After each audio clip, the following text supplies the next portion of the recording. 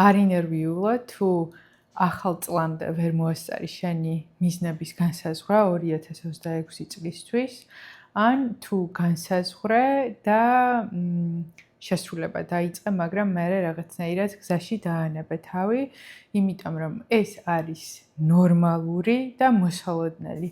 31 დეკემბერი არ არის რეალური ახალი წელი, 31 დეკემბერს და 1 იანვარს არაფერი ახალი არ იწყება, არც ასტრონომიულად, არც ბუნების თვალსაზრისით არაფერი ახალი არ იწყება და რეალურად ადამიანი ამ პერიოდში არის ყველაზე დაბალი ენერგიის მატარებელი.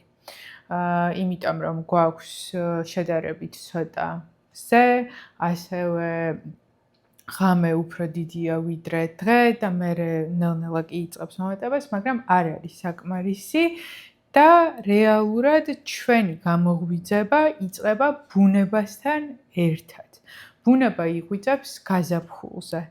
ესე რომ შეხედო, არაფერი არ ყვავის, არაფერი არ ხარობს, ახლა ვუტრირებ გააჩნია ქვეყანას, მაგრამ ზოგადად გაზაფხული არის ყველაფერი ახლის საწყისი, სიმშვიდის, ბოდიში სიმწვანის, დაბადების, გამრავლების, ბუნებას რო შეხედოთ, ხო, ბუნების ციკლს და ადამიანი იმეორებს ბუნების ციკლს.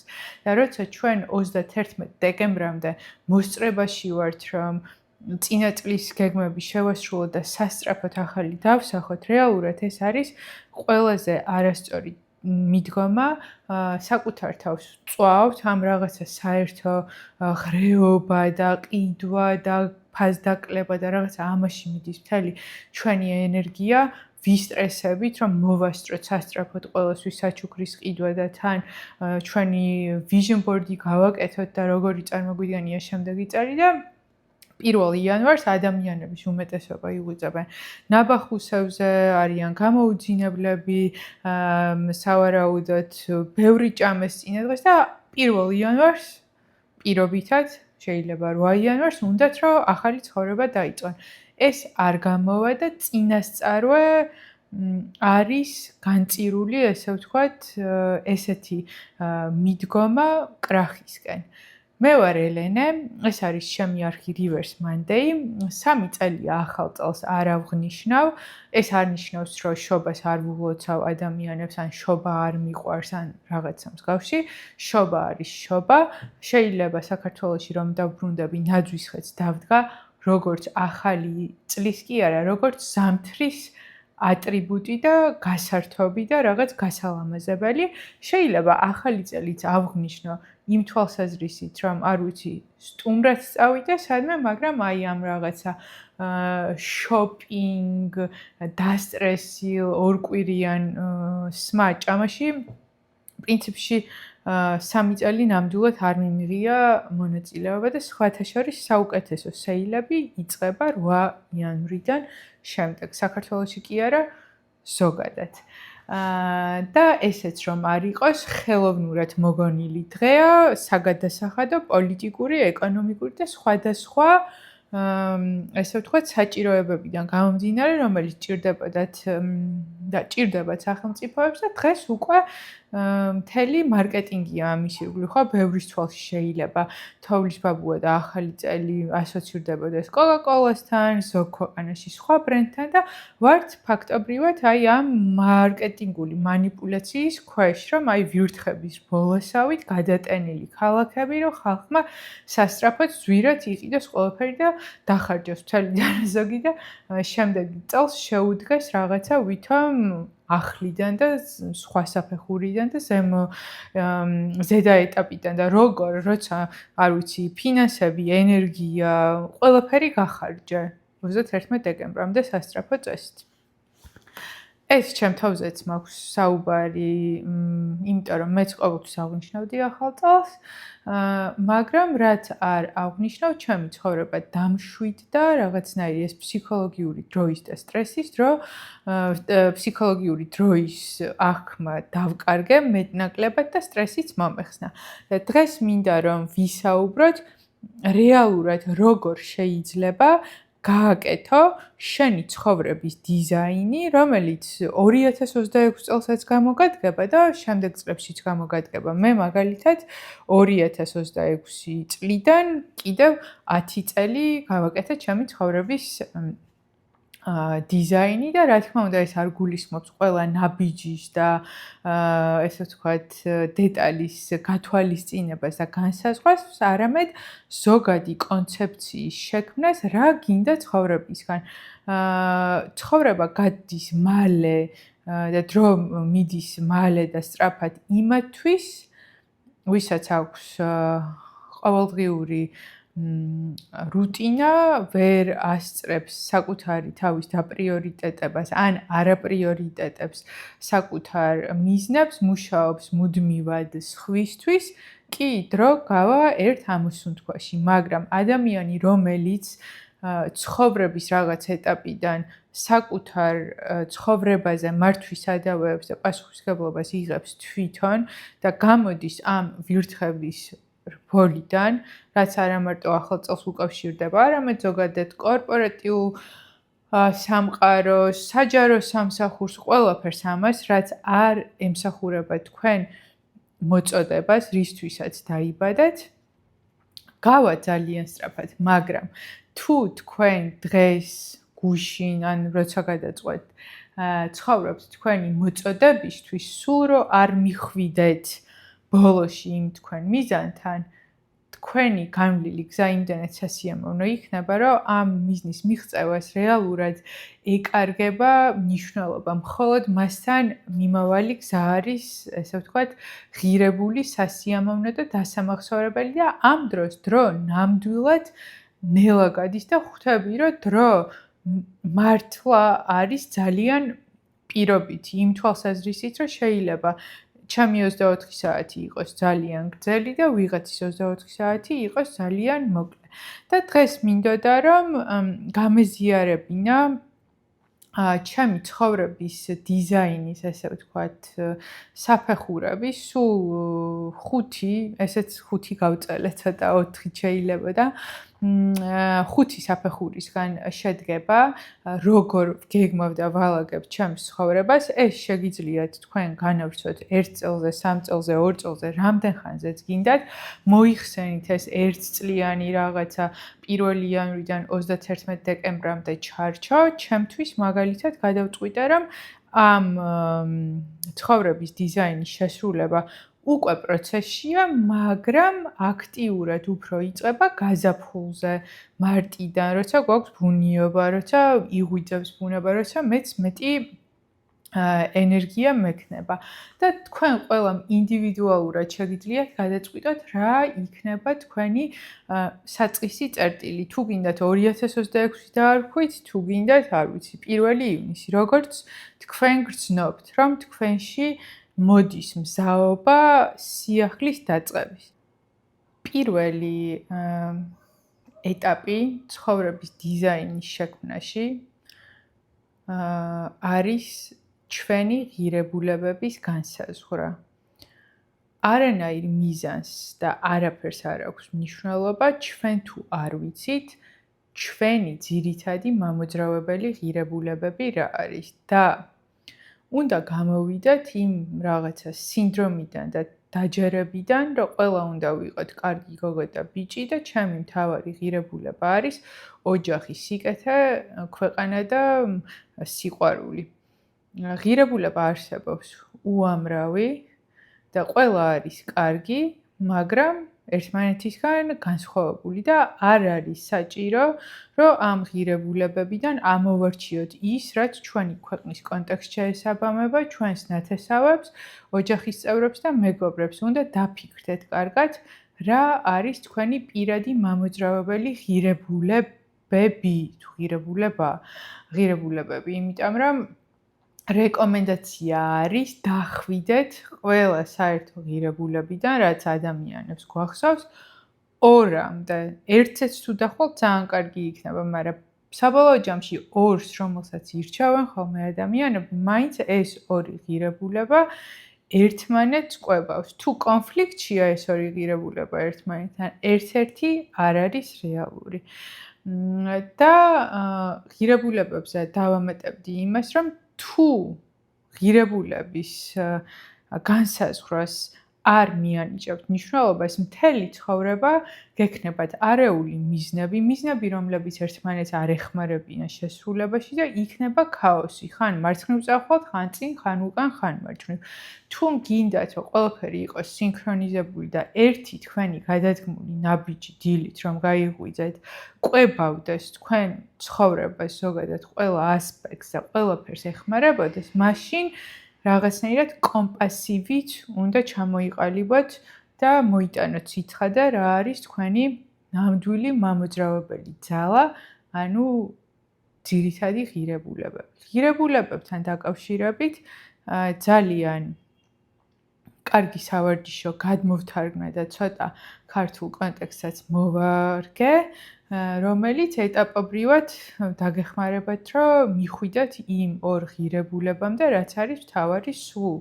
შეიძლება, არ ვიცი, 1 საათიც არ დაგჭირდეთ და მთელი ცხოვრების საქმე გააკეთოთ, ვისაც გაინტერესებთ, შეგიძლიათ Instagram-ზე მომწეროთ.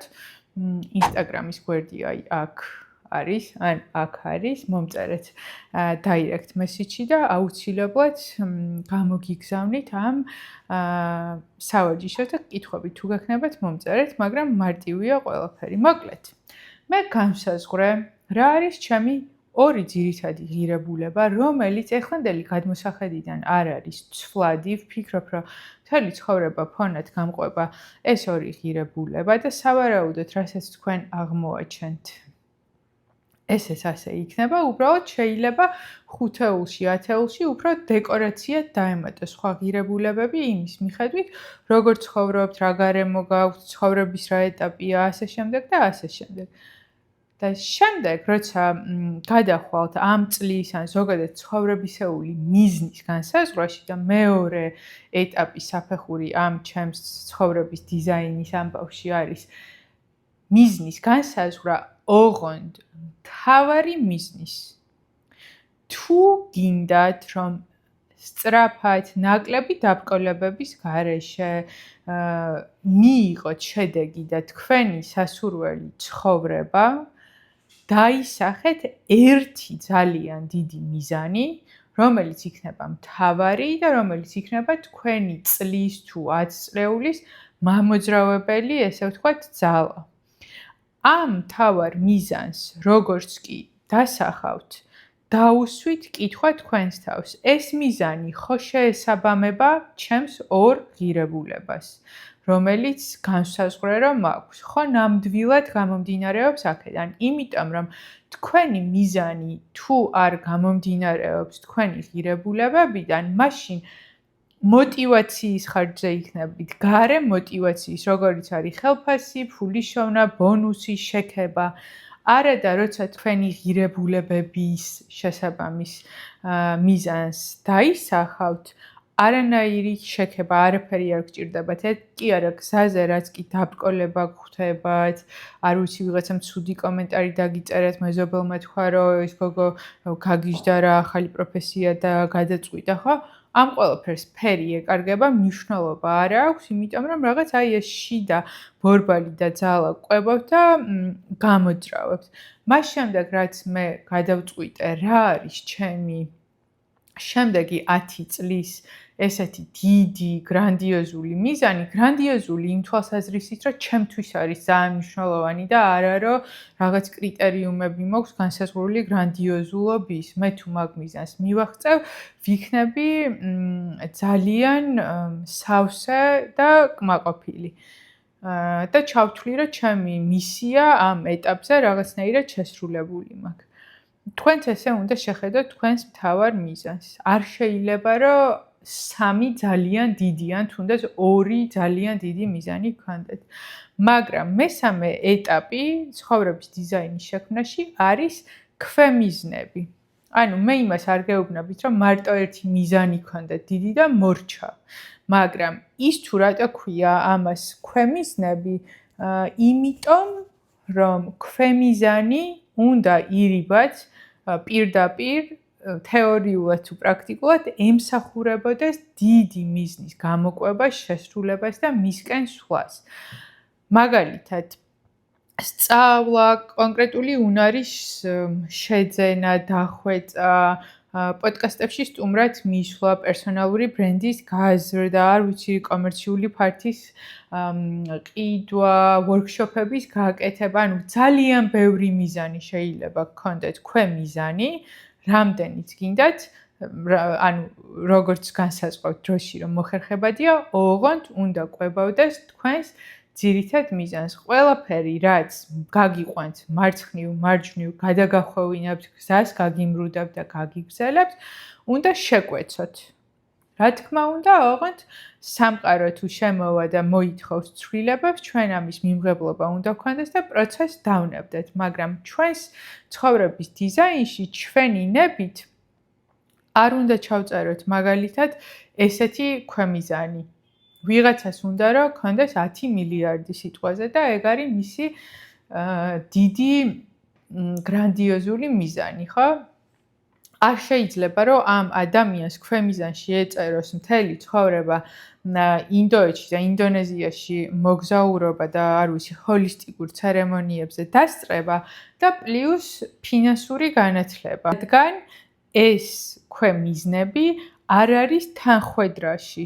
ანუ ფინანსები არის ისეთი თემა, რომელიც მოითხოვს ტვინის სხვანაირად მუშაობას და ჰოლისტური რიტუალები არის სხვა ენერგია, ტვინის სხვა მოდუნებას და დატვირთვას მოითხოვს, ხო? აქედან გამომდინარე, ეს ადამიანი სავარაუდოდ ვერც სულიერად დამშვიდება და ვერც ფინანსებში რეალიზდება. მაგიტომ ვამბობ, რომ დიდი მიზანი უნდა იყოს აი ესეთი რაღაცა თითქმის მიუღწეველსა და მისაღწევს შორის სადღაც მანდ, რომელიც არის თქვენი მოწოდება, მისია, რომელიც გამომდინარეობს თქვენი ღირებულებებიდან და ყველა ქვემიზანი, რომელ ქვეყანაში იცხოვრებთ, როგორი სახლი გექნებათ, როგორი ცხოვრების სტილი გექნებათ, უნდა ამყარებდეს დიდი მიზნის შესრულებას.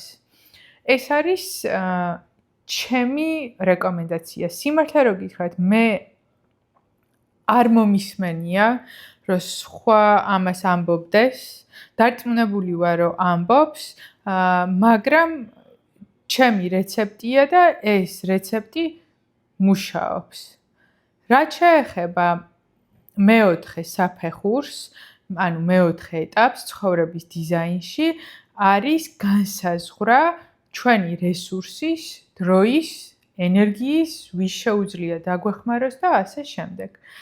მე შემეძლო, რომ ეს ჩემი მთავარი მიზანი გამეწერა 1 წელზე, 2 წელზე, 3-ზეც. ძველი ელენე, ისე 14 საათი, რომელიც მუშაობდა, რომ გაეწერა 3 წელზე მიაღწევდა ალბათ. ოღონდ სტრესის, საკუთარი თავის გადაწვის, ყველაფრის დავიწყების, არა ურთიერთობები, არაფერი მოკლედ.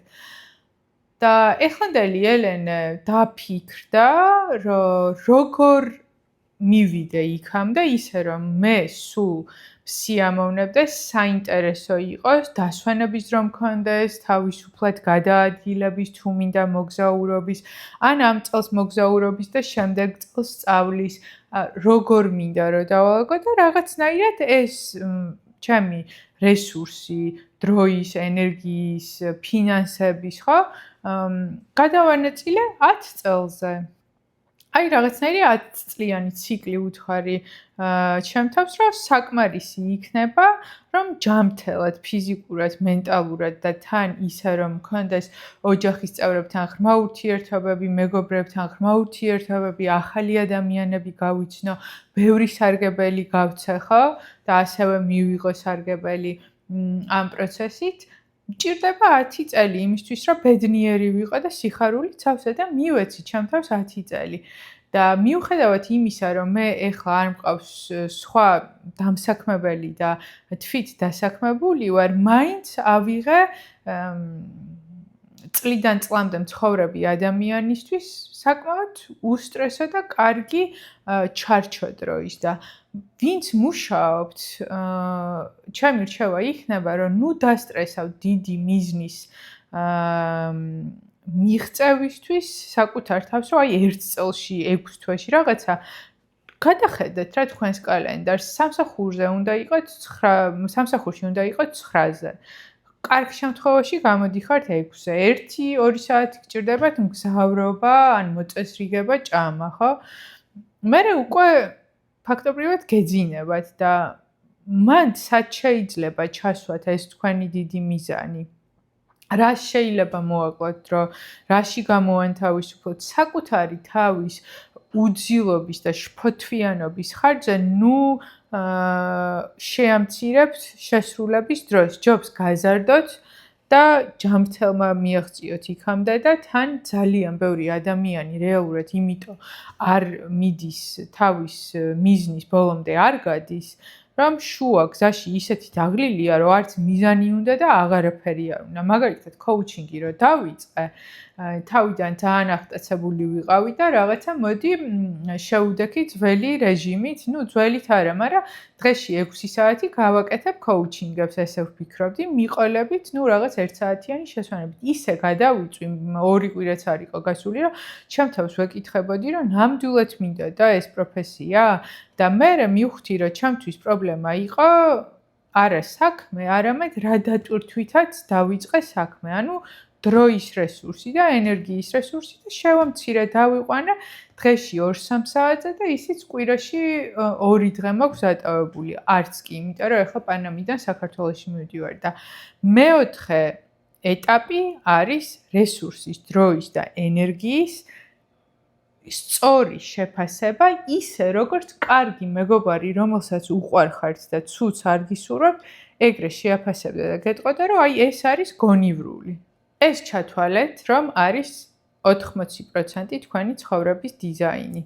20% დაუტოვეთ მოულოდნელ შესაძლებლობებს, შემთხვევებს, გადადებულ საქმეებს, ან ახალ გამოწვევებს, ან ახალ შეთავაზებებს, ან სამყაროს ჩარევას, გლობალურ სიტუაციას, ხო?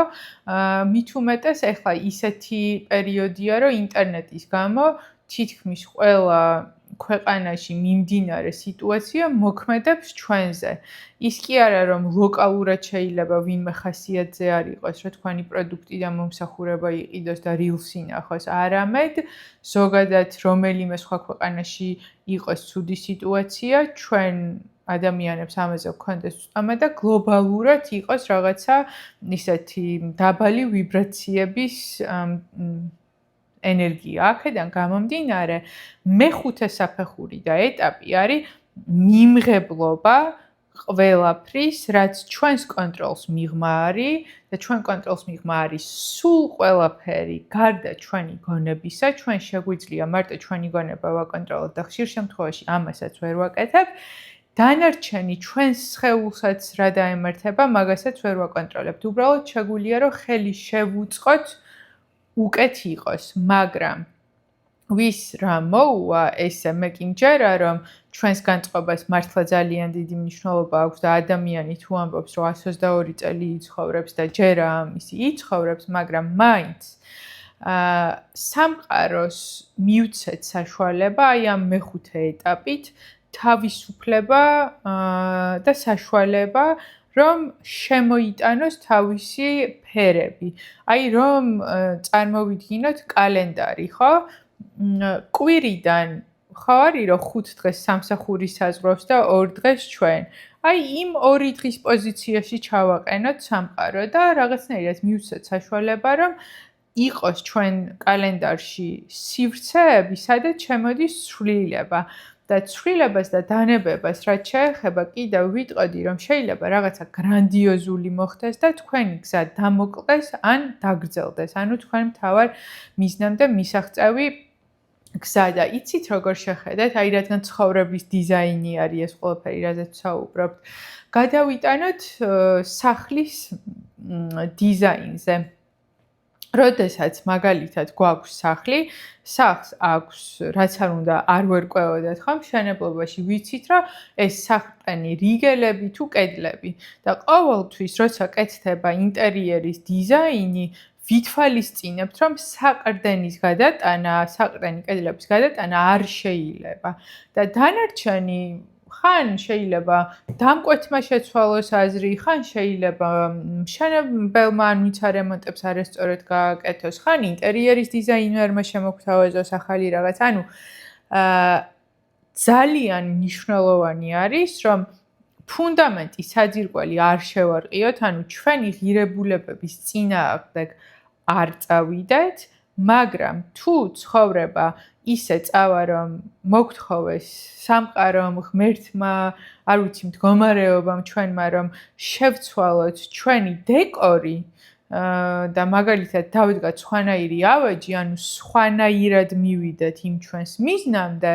თუმცა ღირსეულად, მაშინ ამის მიმღებლობა უნდა გქონდეს. მთავარია, რომ საძირკველი არ შევარყიოთ და არ ჩამოვანგრიოთ ჩვენი ფუნდამენტი, საყრდენი კედლები, რაც არის ჩვენი ორი მთავარი ღირებულება. გამოიწერეთ ჩემი არხი. სხვათა შორის მინდოდა, რომ ამ ეპიზოდისთვის რაღაცა ჩამერთო სტენფორდის სწავლება, კვლევა, იქ ისინი როგორ გვთავაზობენ ცხოვრების დიზაინს, ანუ არის ცხოვრების დიზაინთან დაკავშირებით სხვადასხვა მიდგომა. მე რასაც გიზიარებთ, უფრო არის ამ მიდგომების ნაზავი, იმიტომ რომ მინიმუმ 2 შევაზავე, რაღაცეები არ მომეწონა, ამოვიღე, მივხვდი, რომ ჩემი არ არის და რაღაც ჩემი ფორმულა გაგიზიარეთ და მე ამან ძალიან გამიმარტივა ცხოვრება, გულზე მომეშვა, აღარ მაქვს შფოთვა და აღარ მაქვს ფსიქოლოგიური დროის სტრესი, რომ 31 დეკემბრამდე ეს თუ არ მოხდა, რაღაცა არასწორად გავაკეთე, ან რომ 1 იანვრიდან უნდა დავიწყო რაღაცა ახლის კეთება. არ არის ეგრე. ვერ დავიწყო 1 იანვრიდან, იმიტომ რომ არ არის სამაგისო ენერგია. მე პირადად ძალიან გვგრძნობ, მიუხედავად იმისა, რომ მუდმივი ზაფხულის ქვეყანაში ვცხოვრობ 3 წელია, აი ამ დღის და ღამის ცვალებადობას და ჩემი ენერგიის კლებას და მატებას ამ ყველაფერთან ერთად. გამოიწერეთ მოკლედ ჩემი არხი, დამიწერეთ კომენტარებში ესეთი უმი და დაუმუშავებელი, მაგრამ საკუთარი გამოცდილების გაზიარება თუ მოგეწონათ და ძალიან დიდი ხალისით გაგიზიარებთ ყველაფერს, რაც მე მეხმარება და რაც შეიძლება რომ თქვენც დაგეხმაროთ, იმიტომ რომ ჩემი 10 წლიანი მოწოდება ზუსტად ეგ არის და დროებით.